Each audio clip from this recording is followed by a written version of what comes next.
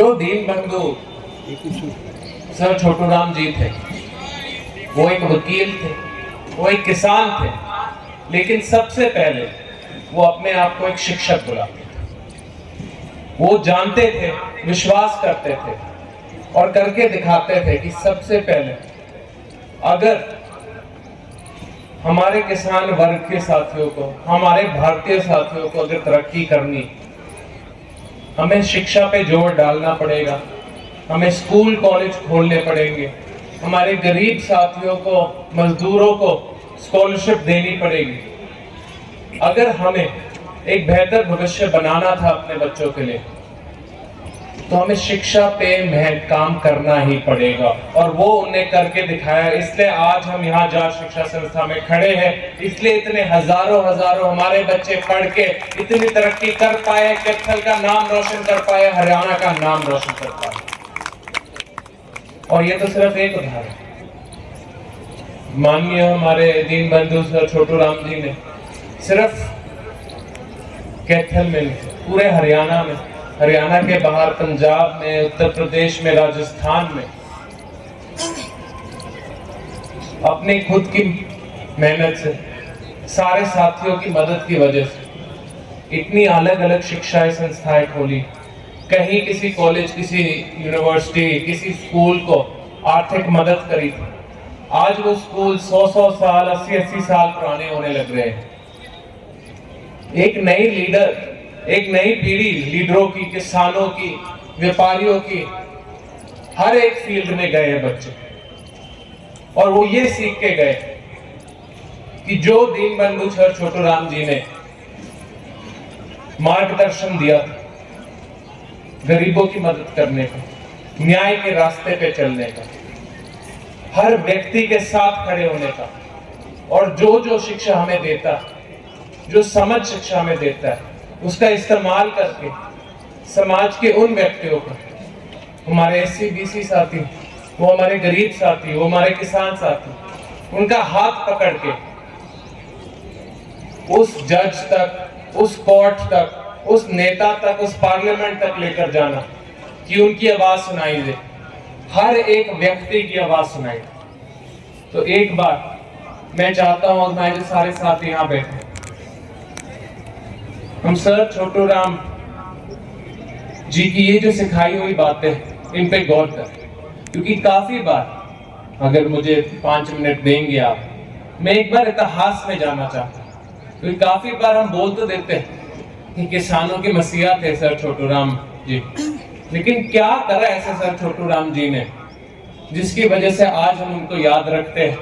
आज हरियाणा में जाओ, पंजाब में जाओ, उत्तर प्रदेश में जाओ, बच्चा बच्चा उनका नाम जाता। एक छोटे से गांव में, रोहतक जिले में पैदा हुए सर छोटूराम जी, किसान के परिवार में पैदा हुए।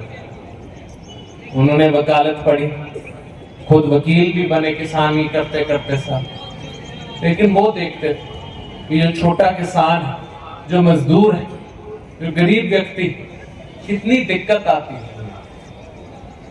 कैसे जो सारे साहूकार जो पैसे देते हैं, लेन देन करते, कैसे धीमे धीमे इन लोगों ने, इन सारे साहूकारों ने किसानों की जमीन हड़प ली।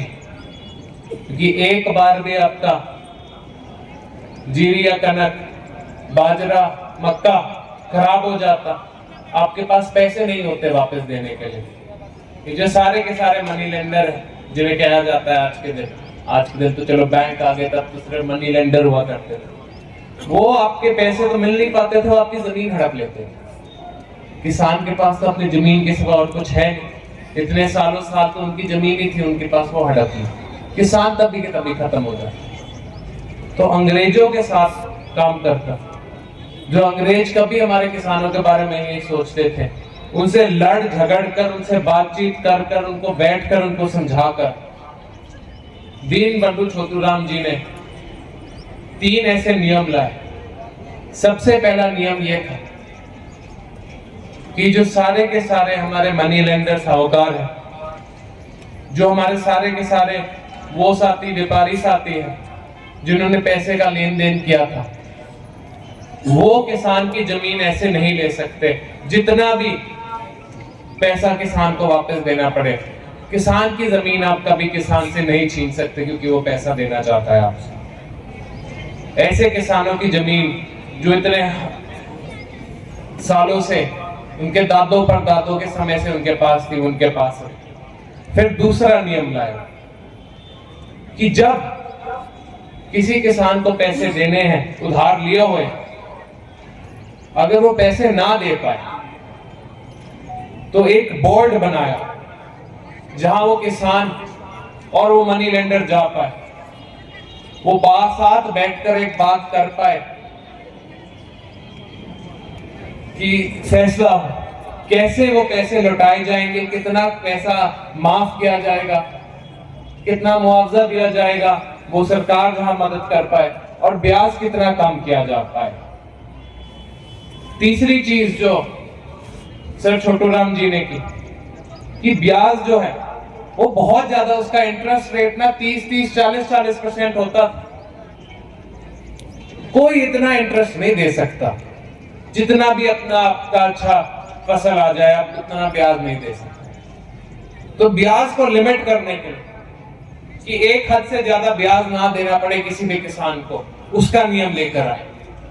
और चौथी चीज, जो किसान की जमीन जा चुकी थी, हड़प चुके थे ये लोग, वो सारी की सारी जमीन लौटाने के लिए हमारे दीन बंधु छोटूराम जी ने काम किया और वो भी नियम लेकर। आज के दिन जब किसानों के पास वो जमीन है जो दादों परदादों के समय से, वो हमारे दीन बंधु सर छोटूराम जी की वजह से है। आज के दिन वो सारी की सारी जमीन या तो अंग्रेज या उनके पूंजीपति दोस्त सारे के सारे हड़प चुके होते हैं। हमारे किसानों के पास कोई जमीन नहीं बची।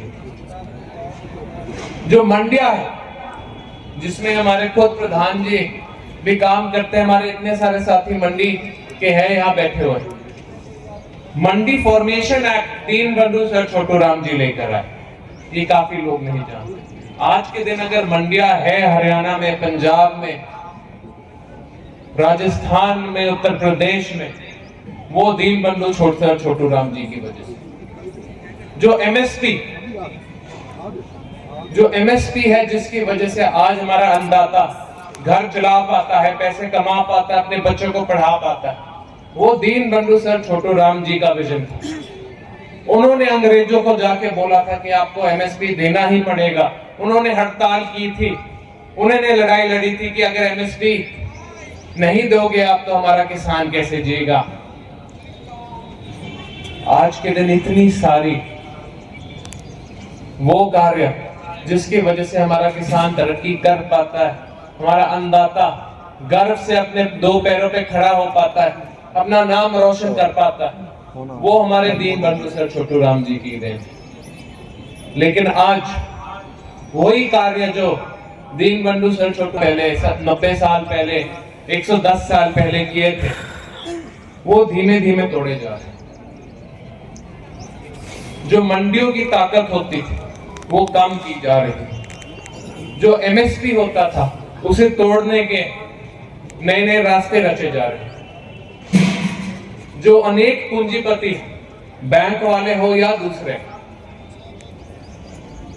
जो हमारे किसानों को पैसे देते हैं, आज के दिन उनका ब्याज नहीं माफ होता।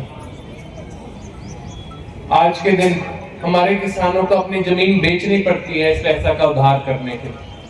वो सारी की सारी चीजें जो अंग्रेज के राज में दीन बंधु सर छोटूराम जी ने लड़े थी, हमारे किसानों की हक की लड़ाई लड़ी थी, वो धीमे धीमे पिछले 100 साल में खत्म होने लगे। ये डरने का विषय है सच्ची। इसलिए मैं आप सबसे यही एक विनती कर सकता हूं कि अगर हमें अपने किसानों की लड़ाई लड़ते रहनी, हमें सर छोटूराम जी की सिखाए गए रास्ते पे उनके मार्गदर्शन के हिसाब से चलना पड़ेगा और एक बार फिर से अपने किसानों की आवाज उठानी ही पड़ेगी। और वो मैं अकेला या राजकुमार जी अकेले या रश्मि जी अकेले या बनवाला जी अकेले या बलकार जी अकेले नहीं कर सकते। वो जब हमारा सारा समाज इकट्ठा होएगा, एक होएगा, तभी हम फिर से एक बार फिर से हर किसान की, हर छोटे किसान की आवाज हमारे विधानसभा, हमारे पार्लियामेंट, हमारे लोकसभा और हर एक मंच पे पहुंचा सकते हैं।